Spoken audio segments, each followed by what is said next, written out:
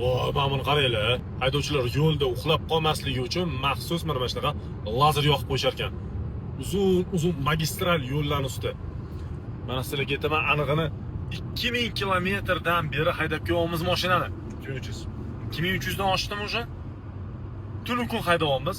Lekin mana bu juda ham effektiv narsa ekan. Undan ham effektiv narsa mana bu o'rtada qo'yilgan yashil zabor, ya'ni panjara. Nimaga? Chunki встречка ko'rasizlar, umuman ko'zga urmaydi, odam umuman charchamaydi. Lazer bo'lsa, albatta diqqatinglarni o'ziga tortadi. Yo'lda uxlab qolmaslik uchun, alahsishlik uchun juda ham zo'r effektiv narsa. Osmonga uradi aytgancha, odamni ko'ziga urmaydi. Tan bergan narsam o'rtoqlar KX7 gibrid farasini qaranglar. Mana bu yo'l belgilarida uzoqdagilarda qanaqa ko'rinyapti. Maza qildim shu narsaga. Chunki meni zirang ham past, bilasizlar. -6 ko'zoynak taqaman va men kechasi qiynalmayman, qorong'ida qiynalmayman yoritilmaydigan yo'lda. Aynan mana shunaqa payt g'ira-shirada, shom paytida juda ham qiynalaman. Lekin bu fara bilan, bu yo'l bilan umuman qiyinchilik bo'lmasa kerak.